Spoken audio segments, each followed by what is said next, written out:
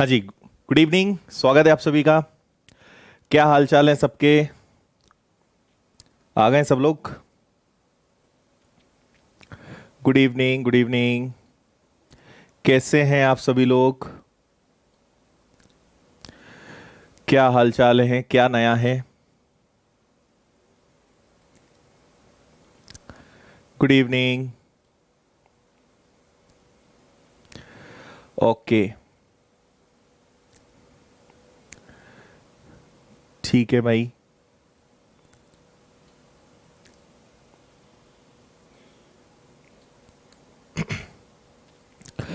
हाँ जी, साइंस की class Vinod morning में होती है 11 बजे। रीजनिंग की क्लास कल से स्टार्ट होने वाली है। हाँ जी, आज मोदी जी का बर्थडे भी है और आज राष्ट्रीय बेरोजगार दिवस भी है। हाँ जी, मैं एकदम बढ़िया हूँ। आप लोग बताओ, आप लोग के हालचाल कैसे हैं?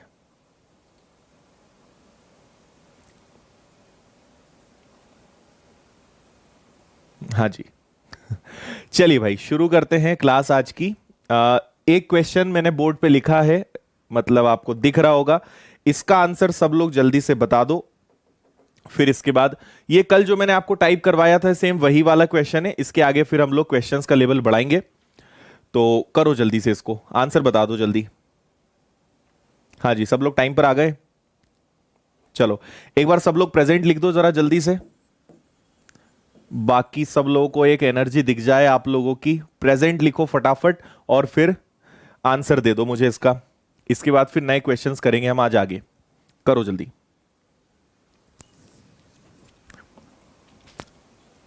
प्रेजेंट लिख दो और लाइक वाला बटन दबा दो। खत्म काम आपका, बाकी काम फिर मेरा है। ओके,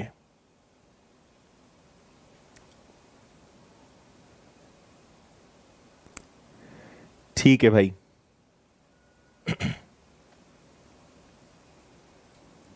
ओके, चलो देखो, बहुत अच्छे। देखो इधर, एक वस्तु को 20% लाभ पर बेचा जाता है। यदि 20% कम में खरीदा होता और 640 रुपए कम में बेचा होता तो 30% का लाभ होता। जो कल नहीं थे उन्हें समझ में नहीं आएगा, तो आप लोग इस क्वेश्चन को अभी बस देख लो, समझ में आ जाए तो ठीक, नहीं आए तो इसके आगे से जो क्वेश्चंस बताऊंगा वो समझ में आएगा।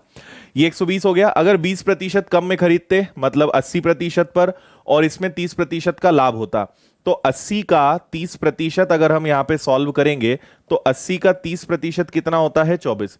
24 आप इसमें जोड़ दोगे तो टोटल आ जाएगा 104, है ना? तो पहले और अब में कितने का अंतर आ गया है? दोनों में डिफरेंस आ गया है 16% का। ओके, दोनों में डिफरेंस है 16% का, और दोनों में कितने रुपए के कारण डिफरेंस आया है? 640 का। सॉल्व करोगे आपका आंसर 4000 आएगा, है ना? तो कल हमने जो क्वेश्चन सीखा था उसी पर बेस्ड है ये। आपका आंसर आएगा डी, 4000। कोई दिक्कत तो नहीं है? गुड, चलो सबका आंसर आ गया है। ओके, चलो बढ़िया है। आगे बढ़ते हैं, नेक्स्ट क्वेश्चन।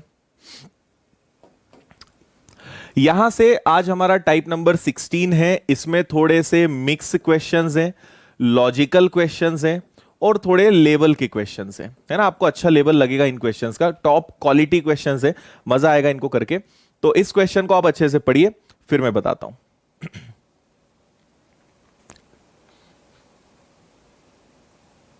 हाँ जी, बिल्कुल सारे क्वेश्चंस करवाएंगे, डोंट वरी। नोट्स आपको टेलीग्राम चैनल पे मिल जाएंगे। विनर्स इंस्टीट्यूट इंदौर की चैनल पे जाओ, वहां पे आपको नोट्स मिल जाएंगे।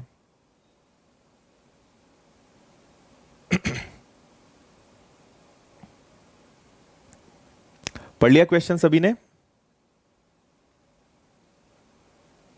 अच्छा अरुण, थैंक यू भाई। अच्छा, चलो देखो, अच्छे से समझना इस क्वेश्चन को। एक फल विक्रेता निश्चित मूल्य पर आम बेचकर 20% लाभ कमाता है। यदि उन्हीं आमों के प्रति नग 1 रुपए कीमत बढ़ाकर बेचे तो उसे 40% लाभ प्राप्त होता है।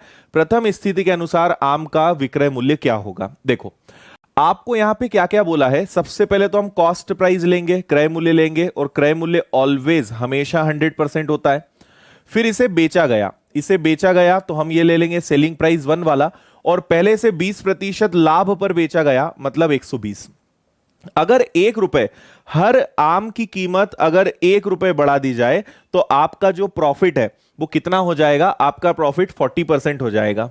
ठीक है, तो अगर इसको हम कर दें तो ये बन जाएगा आपका सेलिंग प्राइस 2, और इसका प्रॉफिट कितना हो जाएगा, 140% हो जाएगा, है ना। अब मुझे एक छोटी सी बात बताओ बस यहां पे, कि पहले आपका प्रॉफिट 120% था, अब आपका प्रॉफिट 40% है, आपका प्रॉफिट कितना बढ़ गया है। आप कहेंगे सर यहां पे प्रॉफिट बढ़ रहा है 20%, और ये प्रॉफिट किसके कारण बढ़ रहा है, क्योंकि आपने हर आम का प्राइस 1 रुपए बढ़ाया है, तो हर आम पर 20% प्रॉफिट ज्यादा होगा, जस्ट बिकॉज ऑफ 1 रुपी।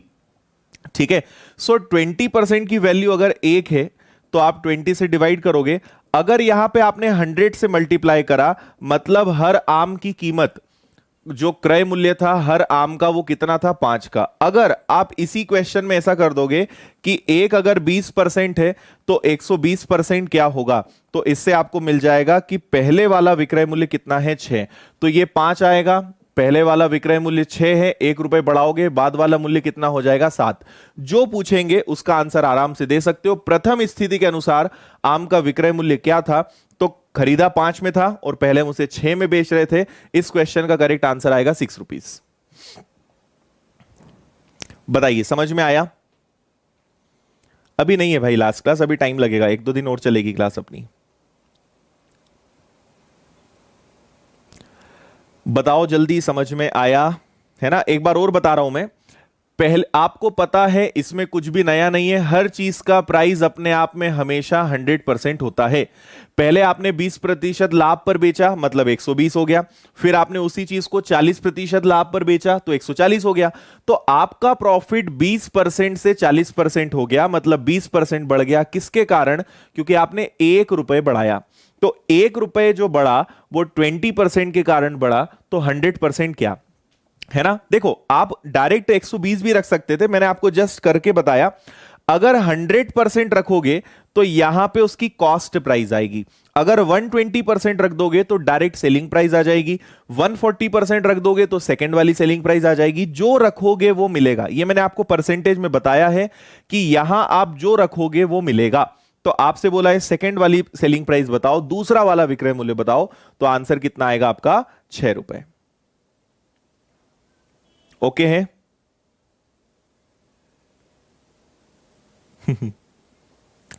बताइए जल्दी से, कोई दिक्कत। ओके, एकदम समझ में आ गया।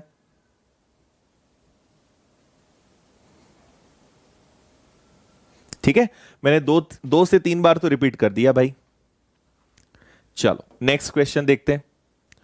अच्छे से पढ़ना, आज जितने भी क्वेश्चंस हैं अगर आपने जरा सा भी रीड करने में लापरवाही दिखाई तो आज वो कहावत हो जाएगी, नजर हटी तो दुर्घटना घटी, वो वाली बात है आज। ठीक है, चलो अच्छे से बस पढ़ो, फिर मैं आपको समझाता हूं। अगर आपने प्रश्न अच्छे से पढ़ा तो एक बार में समझ में आएगा, और अगर प्रश्न ढंग से नहीं पढ़ा तो आप रिपीट लिख लिख के थक जाओगे।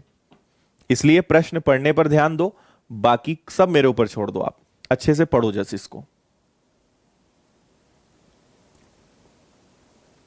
ओके चलो देखिए इधर, एक व्यक्ति 100 रुपए में कुछ सेवफल खरीदता है और सेवफलों की कीमत का 20% यातायात पर खर्च करता है।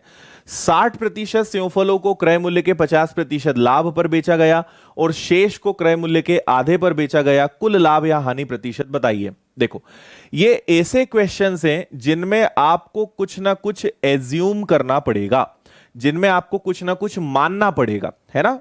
2 क्वेश्चंस मैं आपको बताऊंगा, आपको बहुत अच्छे से समझ में आएगा, आपको बहुत बढ़िया तरीके से ये क्लियर हो जाएगा। बस आप क्वेश्चन को ध्यान दें और थोड़ा सा मेरा ध्यान कमेंट पे मत भटकाओ, इधर ध्यान दो।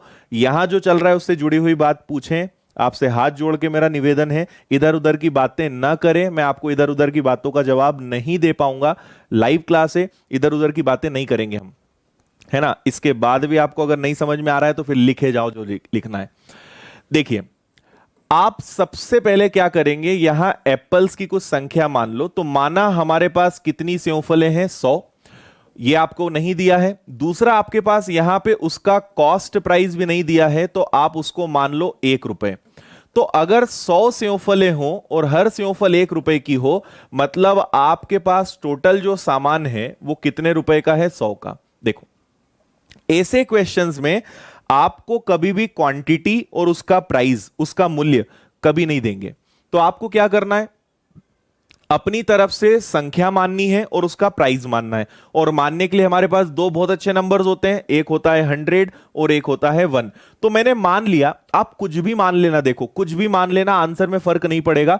तो मैंने 100 मान लिया कि माना हमारे पास टोटल 100 सेवफल है, 100 एप्पल्स है, और हर एप्पल कितने रुपए की है, 1 रुपए की है। तो टोटल कितने की हो जाएगी, टोटल 100 रुपए की हो जाएगी। इतनी बात समझ में आ गई। अब आगे बढ़ते हैं। टोटल 100 सेवफले हैं इसमें। अच्छा, एक और लाइन में मिस कर रहा हूं, 20% यातायात पे खर्चा किया गया, तो 100 का 20% तो 20 रुपए होता है। मतलब 100 रुपए की सेवफल खरीदी और लाने में खर्चा हो गया, यातायात पे खर्चा हो गया, मतलब वो सेवफल कितने रुपए की पड़ गई उसको, 120 की। अब आगे देखना, टोटल सेवफलें हैं 100, एप्पल से 100, उसमें से 60%, तो 100 का 60% तो 60 ही होता है। इसे क्रय मूल्य के 50% पे बेचा गया। अब देखो, क्रय मूल्य कितना है, 1 है, 50% लाभ पर बेचा गया। मुझे एक बात बताइए कि अगर कोई चीज 1 रुपए की है और उसे 50% अगर प्रॉफिट पे बेचा जाए, तो वो कितने रुपए की हो जाएगी, वो 1.5 रुपए की हो जाएगी। ये बात समझ में आई या नहीं आई।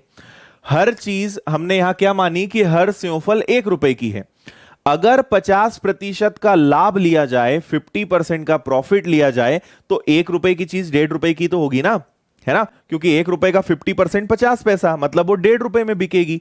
तो आपने 60 सेवफलों को 1.5 रुपए में बेचा, मतलब कितने में बेचा, 90 रुपए में।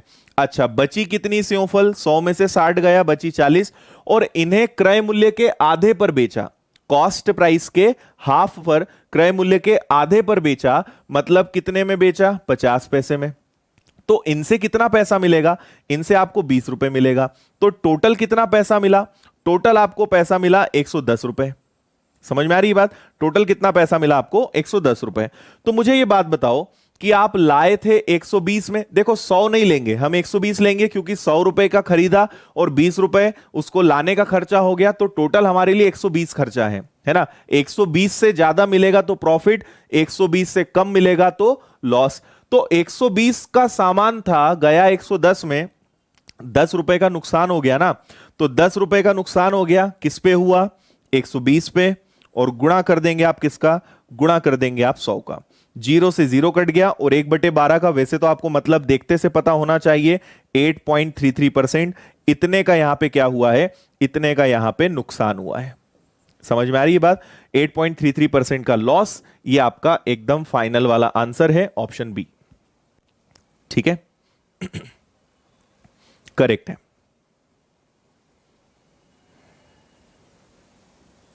चलो, अब एक बार फिर से मैं समझा रहा हूं, एक बार और अच्छे से सुन लो। एक व्यक्ति 100 रुपए में कुछ सेवफल खरीदता है और सेवफलों की कीमत का 20% यातायात पे खर्च करता है। ना हमें इस प्रश्न में नंबर ऑफ एप्पल्स, सेवफलों की संख्या दी थी, ना उनका क्रय मूल्य दिया था। तो हमने मान लिया कि टोटल 100 सेवफल है और हर सेवफल कितने की है, 1 की। और मानते समय आप कुछ भी मानो, आंसर कभी नहीं बदलता, पर हम हमेशा 100, 1 ऐसी संख्याएं मानते हैं ताकि आंसर ज्यादा कैलकुलेटिव ना हो, मतलब कैलकुलेशन ज्यादा ना हो जाए, है ना। तो 100 रुपए की एक एक सेवफल, 100 रुपए की सेवफल थी, मैंने 20 रुपए लाने पर खर्चा कर दिया, मेरे लिए टोटल खर्चा हो गया 120। 60% सेवफल 50% प्रॉफिट में बेची, 1 रुपए की चीज को 1.5 रुपए में बेचा तो 90 मिलेगा। बचे हुए को आधे मूल्य पे बेचा, मतलब 20 रुपए मिलेगा। टोटल कितना मिलेगा, 110। तो 120 की चीज को अगर 110 में बेचेंगे तो कितने का हो जाएगा लॉस, यहां पे 10 का। और हमेशा हम इस पे देखेंगे, 120 में मुझे 10 रुपए का नुकसान हुआ, मतलब 8.33% का लॉस यहां पर हुआ। ओके, ठीक है, आगे बढ़े। समझ में आ गया है, एक बार जल्दी से यस नो मुझे बता दो, क्लियर है सभी को। नहीं भाई, 120 का 60% नहीं निकालेंगे।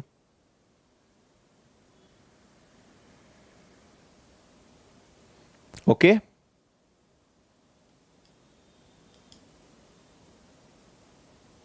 चलो ओके, नेक्स्ट। सेम टाइप है, आप इसको ध्यान से पढ़ना, आपको समझ में आएगा। क्लियर है?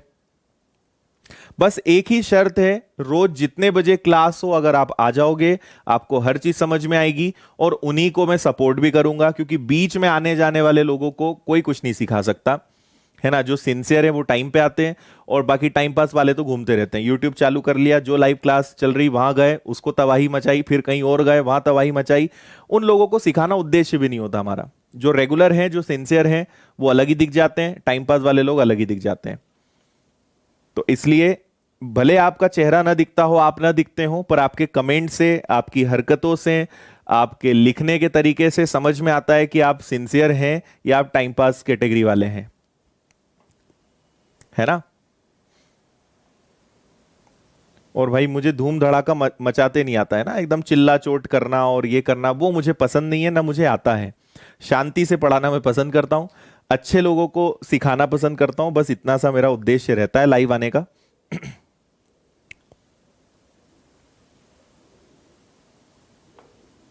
ठीक है। और जो रेगुलर रहते हैं उनके नाम मुझे बहुत अच्छे से याद रहते हैं ना।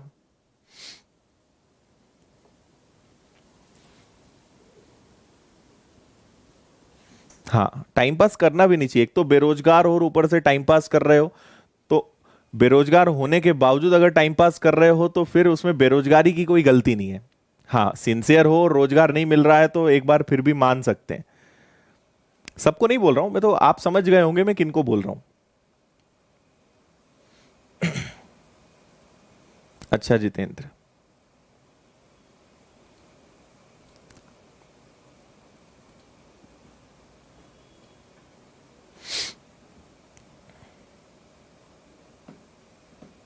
हाँ जी, चलो पढ़ लिया क्वेश्चन। अब इधर ध्यान दो। एक विक्रेता अपने सामान को 30% लाभ पर बेचना चाहता है। देखो, उसने कोई बात नहीं करी, कौन सा सामान है, कितने का है, कोई बात नहीं करी। मतलब हम, और देखो मैंने क्या कहा कि अगर नहीं दोगे तो हम कुछ ना कुछ मानेंगे, तो हम अपने हिसाब से मान लेंगे। आगे, गोदाम में आग लगने से उसका 6% माल नष्ट हो जाता है और 24% माल को आधी कीमत पर बेचना पड़ता है। शेष माल को अंकित मूल्य पर बेचता है। कुल लाभ या हानि प्रतिशत बताइए। देखो, मैं जनरली इस क्वेश्चन में सजेस्ट करता हूं कि कुछ भी मान लो उसके गोडाउन में पेन रखे थे। कितने पेन रखे थे? तो 100 पेन रखे थे। हर पेन कितने रुपए का था? हर पेन 1 रुपए का था। मतलब उसके गोडाउन में टोटल कितने रुपए का सामान रखा हुआ था? 100 रुपए का था। भाई हमें तो 100 मानना है, कहीं से भी घुमा फिरा के मान ले। क्लियर है? ठीक। गोदाम में आग लगने से उसका 6% माल नष्ट हो गया।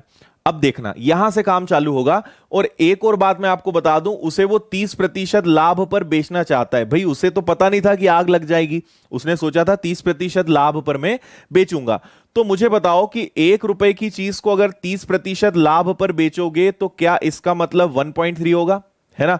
इस पर वो बेचना चाहता है, मतलब ये उसका, आप सेलिंग प्राइस बोल दो या आप इसको मार्क्ड प्राइस बोल दो, कोई फर्क नहीं पड़ता, है ना। इस पे वो बेचना चाहता था। क्योंकि प्रश्न में अंकित मूल्य का यूज किया है तो मैं अंकित मूल्य ले रहा हूं।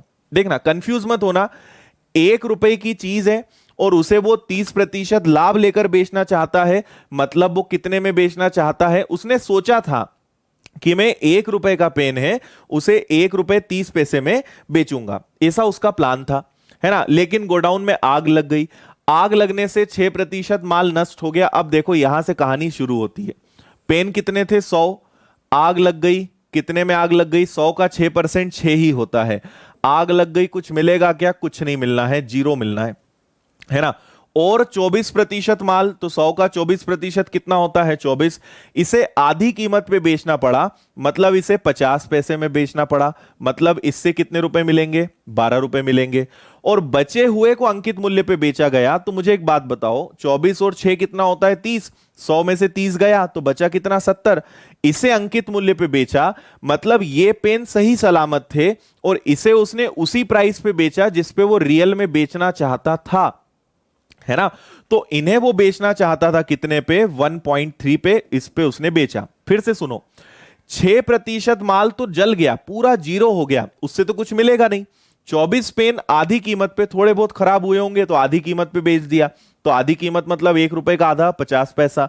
और बचे हुए पेन एकदम सही थे, उनमें कोई दिक्कत नहीं हुई, तो उसको उसने उसी रेट पर बेचा जिस पे वो बेचना चाहता था, दैट इज 1.3। तो इससे कितना मिलेगा, इससे मिलेगा उसको 91 रुपीज। ठीक है। अब अगर आपने इनको प्लस किया तो टोटल कितना आएगा, 103 रुपए आएगा। अब आप खुद समझदार हैं कि अगर यहां पे 103 आ रहा है और उसने देखो सामान कितने का था उसके पास, 100 का, और सबको बेचने पे मिला कितना, 3 रुपए, तो आपको क्लियर दिख रहा है कि कितने प्रतिशत का लाभ है, 3% का लाभ है। आंसर आएगा आपका ए, है ना। और कई लोगों ने यह आंसर पहले ही दे दिया था। ओके भाई, समझ में आया।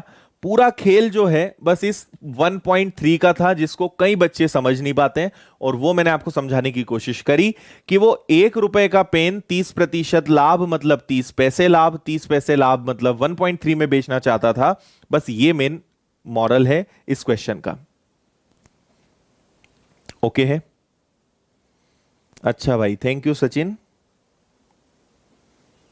हाँ जी, टेलीग्राम पे अपना ग्रुप है विनर्स इंस्टीट्यूट इंदौर के नाम से, उसको आप लोग ज्वाइन कर लेना, नोट्स आपको वहीं मिलेंगे। पूरा clear, all okay, all done.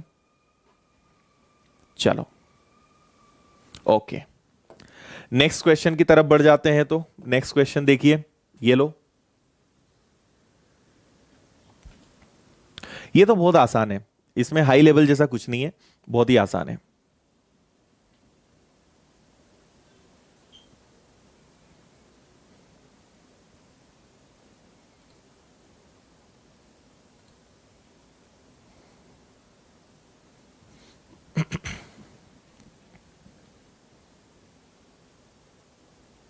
Okay,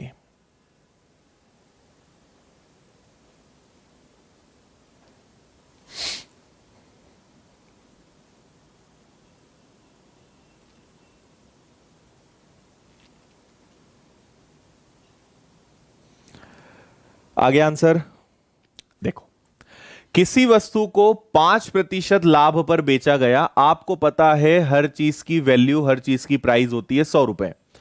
5% लाभ पर बेचा गया मतलब कितने पर बेचा गया, 105 पर, है ना। ये इसका क्रय मूल्य है, ये इसका विक्रय मूल्य है, सेलिंग प्राइस है। अगर विक्रय मूल्य 3 गुना हो जाए तो ठीक है, विक्रय मूल्य को 3 गुना कर दो, कितने का हो जाएगा, ये 315 का हो जाएगा, है ना।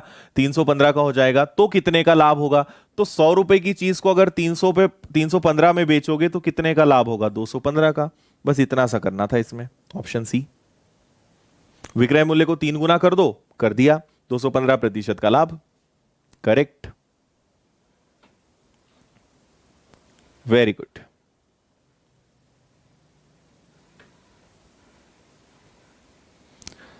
करेक्ट है भाई, बिल्कुल सही है। ओके, सिंपल था, आगे बढ़ जाते हैं और एक अच्छा क्वेश्चन लेते हैं। एक बहुत ही शानदार बेहतरीन क्वेश्चन है ये, पढ़िए आप इसको, पढ़िए, फिर मैं इसका आपको तरीका बताता हूं, बहुत ही सिंपल, बहुत ही शॉर्टकट में।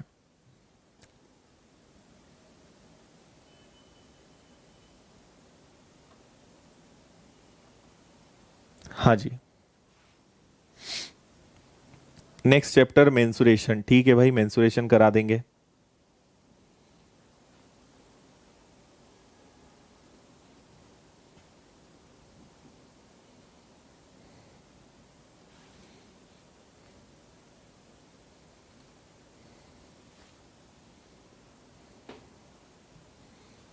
हाँ जी, श्याम जी पहचान गए तुम्हें।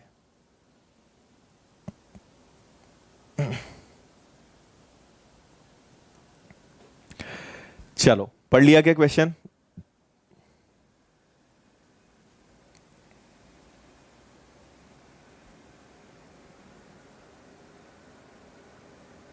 ठीक है जितेंद्र, ठीक है।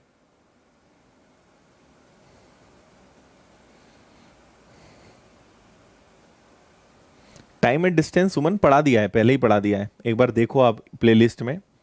Time and distance, percentage, mixture irrigation, simple interest, compound interest, ये एज, ये सब पढ़ा चुका हूं। एक बार आप प्लेलिस्ट में जाके देखो तो।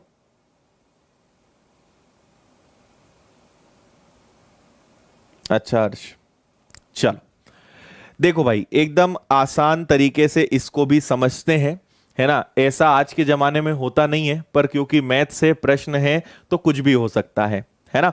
तो इसको हम समझते हैं। एक नौकर को 1 वर्ष का भुगतान और एक शर्ट दिया जाता है। 1 वर्ष का भुगतान 500 रुपए है। नौकर 10 महीने बाद काम छोड़ देता है और उसे 350 रुपए और उसी कीमत का शर्ट दिया जाता है। उस शर्ट की कीमत बताइए। देखो, बोलना ये चाह रहे हैं कि भाई, जैसे मैं आपको एक एग्जांपल बताऊं कि सपोज किसी की सैलरी है, किसी की रोज की सैलरी है 100 रुपए और उसने 20 दिन काम किया, तो कितना बन गया उसका? 2000 रुपए बन गया। तो मैंने उससे कहा कि मैं तुम्हें ना 1500 रुपए दूंगा और एक 500 रुपए की बहुत बढ़िया शर्ट दूंगा। तो 1500 रुपए मैंने दिए और बाकी उसको क्या करा, एक शर्ट दे दिया, ठीक है। लेकिन वो जल्दी काम छोड़कर चला गया, उसको अच्छा नहीं लगा, नहीं सर मुझे तो पूरा पैसा चाहिए। मैंने कहा नहीं, शर्ट तो मैं देकर रहूंगा। उसने पहले ही काम छोड़ दिया, तो मैंने शर्ट उसको तब भी दिया। तो शर्ट की जो कीमत है 500 रुपए, वो तो वही की वही है, पर सैलरी उसकी कम हो जाएगी, ठीक है। तो देखो कैसे करेंगे इसको। करने के कई तरीके हैं, मैं आपको सबसे पहले इसका ट्रिकी तरीका बताता हूं। 12 महीने की सैलरी कितनी है? 12 महीने की सैलरी है कि भाई, एक तो आपको 500 रुपए मिलेंगे और आपको एक शर्ट मिलेगा, है ना। लेकिन अगर आप 10 महीने काम करोगे, 10 मंथ्स तक काम करोगे, तो आपको कितना मिलेगा? आपको 350 रुपए मिलेंगे, लेकिन शर्ट तो अभी भी मिलेगी, है ना। तो देखो, शर्ट की प्राइस तो सेम है, शर्ट जो है वो तो उतना का उतना ही आपको मिलेगा। लेकिन आप यहां पे देखिए कि यहां पे कितने महीने का फर्क आया, यहां पे 2 महीने का फर्क आया। इसी कारण यहां कितने रुपए का फर्क आ गया? यहां 150 रुपीस का फर्क आ गया। मतलब 2 महीने की सैलरी उसकी 150 रुपए है, मतलब हर महीने उसकी जो सैलरी बनती होगी वो कितनी बनती होगी? 75 रुपीस। ओके है। अब आप इसको किसी भी तरीके से कर लो।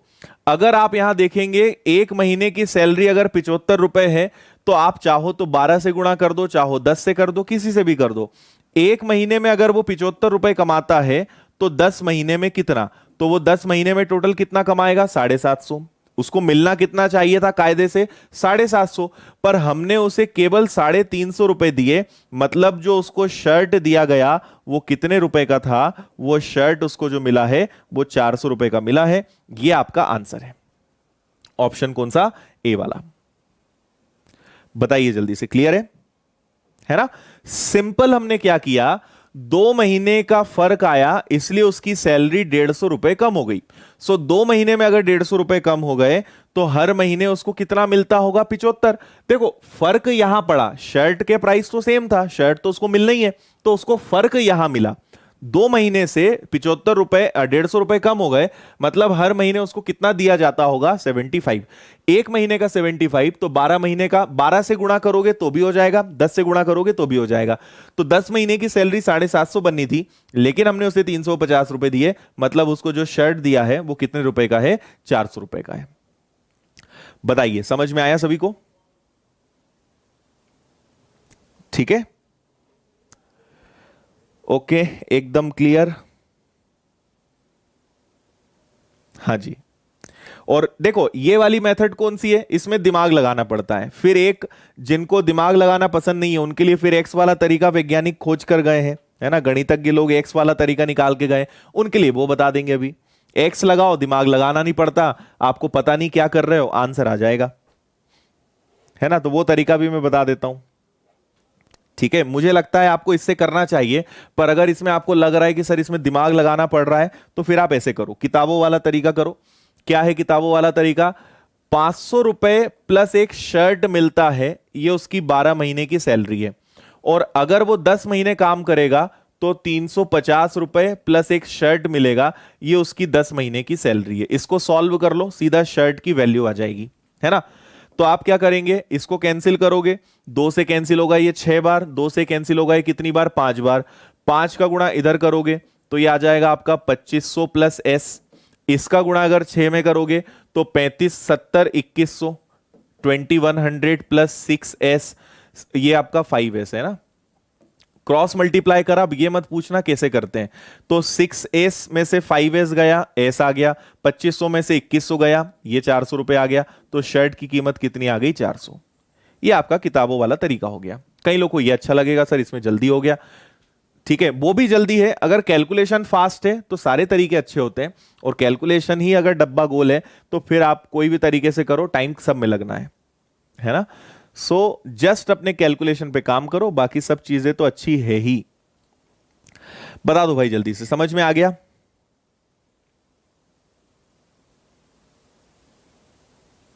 ठीक है, दोनों तरीके मैंने आपको बता दिए, जिससे आपको लगे उससे कर लेना, है ना।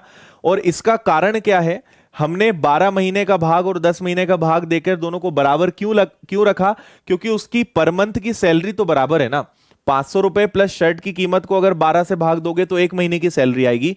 350 और शर्ट को जोड़कर 10 महीने से भाग दोगे तो एक महीने की सैलरी आएगी। तो सैलरी तो एक महीने की आएगी, कैसे भी करोगे, इसलिए दोनों को हमने क्या करा है, इक्वल करा है, दोनों को बराबर करा है।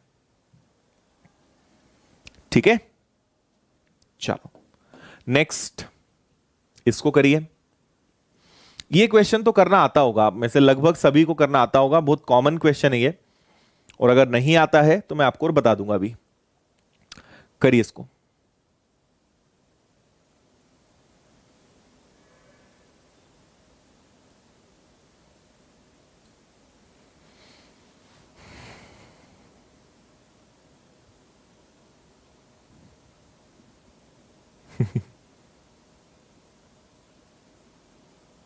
हाँ सुमन, विनर्स की ऐप पे आपको सारे बैचेस मिल जाएंगे। विनर्स की ऐप पे आपको दिल्ली पुलिस, जेल प्रहरी, इसके अलावा बैंकिंग का फाउंडेशन बैच, रेलवे का बैच, मेरा मैथ्स का फाउंडेशन बैच, सब आपको उसमें मिल जाएगा। आप विनर्स की ऐप डाउनलोड कर लो, वहां पे आपको कोर्सेज दिख जाएंगे। ओके भाई, बिल्कुल सही है। जितने भी लोगों ने 80 आंसर दिया है, बिल्कुल अच्छी बात है। सही आंसर है आपका 80। कैसे करेंगे उस पर बात करते हैं। इसके दो तरीके होते हैं, या तो आप इसको ऑप्शन से कर लो या फिर आप इसको मेथड से कर लो, है ना। समझदार लोग इसको ऑप्शन से करते हैं और ज्यादा समझदार लोग इसको मेथड से करते हैं। तो पहले ज्यादा समझदार लोगों वाला मेथड बताता हूं। जितने रुपए की चीज है उस पर उतने ही रुपए का प्रॉफिट लेकर अगर जोड़ दिया जाए तो 144 आएगा, है ना। तो x प्लस एक्स स्क्वायर बटे 100 बराबर 144, और इसके आगे आपको करना आता ही होगा, है ना, और नहीं आता है तो करना भी मत। तो मेरा सजेशन है कि इस तरीके से मत करना, इसको बेस्ट आप ऑप्शन से करना, और आप एक बार ये पैटर्न पकड़ लोगे ना तो आपको कभी दिक्कत नहीं आएगी। ठीक है, क्या करना है आपको इसमें, मैं आपको एक दूसरा एग्जाम्पल बताता हूं। मान लो कोई चीज 40 रुपए की है, तो मैं उसे उतने रुपए में ही बेचूंगा जितना उसका कॉस्ट प्राइस है, उसका प्रॉफिट लेकर। मतलब मुझे प्रॉफिट कितना लेना है, जितना उसका प्राइस है। तो अगर कोई चीज 40 रुपए की है तो मैं 40 पर 40% का प्रॉफिट लूंगा, है ना। तो ये कैंसिल होगा और कितना आएगा, 16। तो उसे कितने रुपए में बेचा जाएगा, 56 में बेचा जाएगा। और एक एग्जाम्पल देखो, अगर कोई चीज 30 रुपए की है तो उस पे प्रॉफिट भी 30%, 30% का ही लिया जाएगा। मतलब उसे कितने में बेचा जाएगा, उसे बेचा जाएगा 39 में। यह क्वेश्चन में पूछने का मतलब है घड़ी का क्रय मूल्य तथा लाभ प्रतिशत बराबर है। मतलब जितना उसका कॉस्ट प्राइस है उतना ही प्रॉफिट परसेंट हम वहां पर लेने वाले हैं। तो आपको कुछ नहीं करना है, उठाओ पहला ऑप्शन 80, और 80 में 80 का 80% प्रॉफिट और ऐड करेंगे। तो अगर आपने इसको ऐड करा तो ये आएगा आपका 64, 64 इसमें जुड़ा, मतलब आप कितने में बेचोगे, 144 में। ये आपका एकदम सही आंसर है, क्योंकि 144 ही लाना था, तो आपका पहला वाला ऑप्शन ही सही निकल गया। ऑप्शन से करोगे कुछ भी नहीं है। 80 दिखा मतलब 64 जोड़ना है, 50 दिखा मतलब 25, 70 दिखा तो 49, 60 दिखा तो 36 जोड़ना है, तुरंत आंसर आ जाएगा बिना ज्यादा मेहनत करें। ठीक है, आया समझ में। तो इससे करना अच्छा लगता है तो इससे कर लो, और नहीं तो ऑप्शन वाली मेथड सबसे बेस्ट है। ठीक है, चलो नेक्स्ट इसको करो जरा एक बार। ये एक अच्छा क्वेश्चन है, मतलब वैसे तो कुछ एग्जाम्स में ये मेंस में आता है, कुछ में प्री में आता है, पर जनरली ये मेंस लेवल का क्वेश्चन है। बाकी बहुत इजी क्वेश्चन है, मैं आपको भी सिखाता हूं। जस्ट आप एक बार अच्छे से इसको पढ़ लो बस, फिर मैं बताता हूं।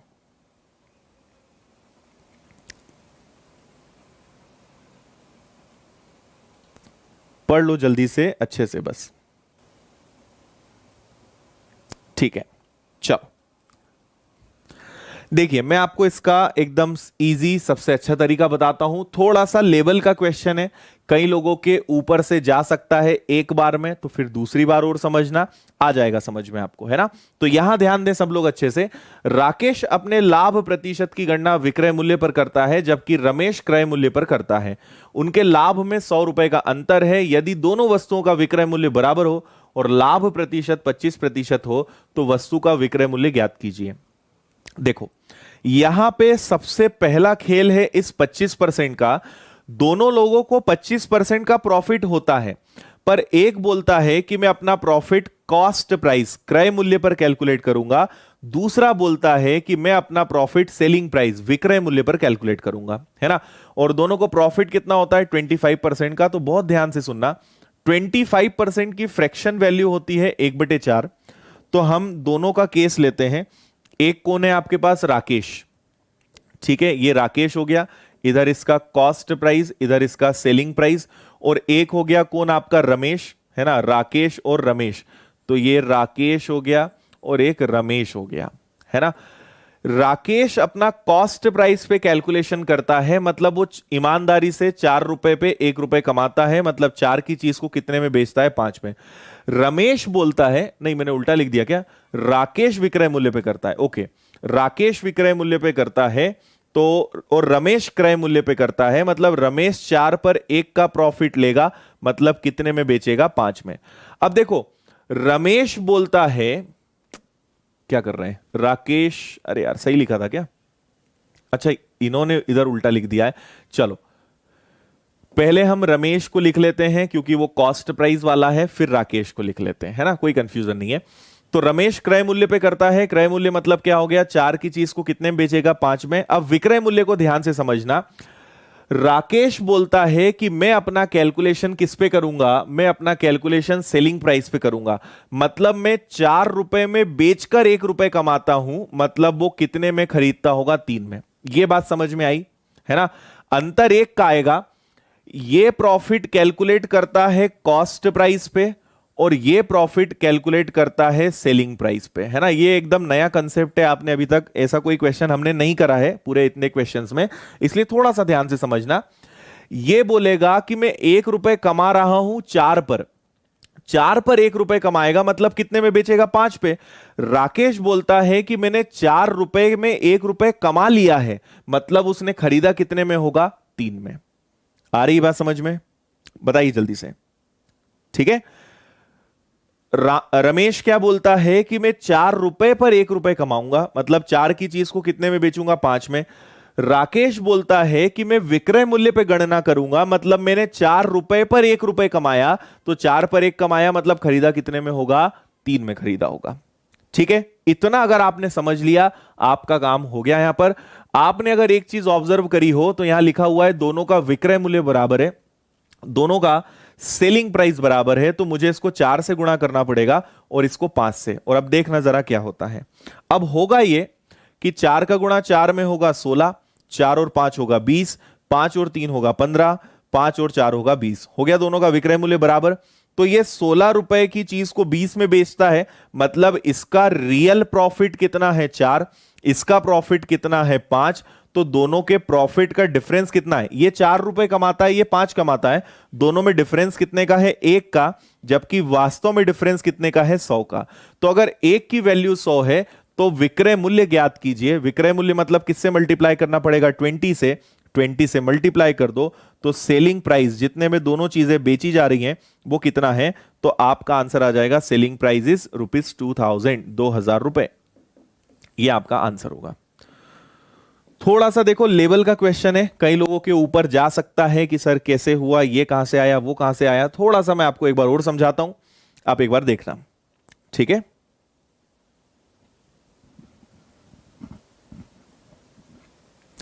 ओके, शब्दों पे आपने ध्यान दिया, कितने लोगों को समझ में आ गया ये मुझे बता दो, है ना। फिर से देखो, देखो रमेश बोलता है कि मैं 4 रुपए पर एक कमाऊंगा, तो 4 की चीज को 5 में बोलूंगा, बेचूंगा। राकेश बोलता है कि मैं तो 4 में ही बेचूंगा और उसमें एक कमाऊंगा, मतलब 4 की चीज वो खरीदा कितने में होगा, 3 में खरीदा होगा। दोनों का विक्रय मूल्य बराबर था, तो 4 का गुणा 5 का गुणा किया। 16 की चीज को 20 में बेचा, 4 कमाया। 15 की चीज को 20 में बेचा, 5 कमाया। कितने का डिफरेंस है, 1 का। और जबकि रियल में डिफरेंस कितने का है, रियल में डिफरेंस है 100 का। तो अगर 1 की वैल्यू 100 है तो उन्होंने पूछा है, अब देखो इसके बाद आप कुछ भी निकाल सकते थे। वो बोलते कि रमेश का क्रय मूल्य निकालो, मतलब रमेश का क्रय मूल्य क्या था, तो आप 16 से गुणा करते। राकेश का क्या था, पर उन्होंने बोला विक्रय मूल्य बताओ, तो हमने विक्रय मूल्य निकाल दिया। 20 से मल्टीप्लाई करो, दोनों का विक्रय मूल्य आ जाएगा। ओके है, ठीक है। तो बस आपका आंसर कितना आ जाएगा, 2000 रुपए। ठीक है। और मैंने कहा है कि ये थोड़ा सा लेवल का क्वेश्चन है ना, ये थोड़े से जो एसएससी मतलब सीजीएल मेंस की हम बात करें या सीजीएल प्री में भी ऐसे क्वेश्चंस आ जाते हैं, बैंक के एग्जाम्स में ऐसे क्वेश्चंस थोड़े से लेवल के आते हैं। ठीक है, मजा आया। चलो भाई, तो आज की क्लास को हम यहीं पे समाप्त करेंगे। उम्मीद है आपको आज की सारी चीजें अच्छे समझ में आ गई होंगी, सारी बातें एकदम क्लियर होंगी।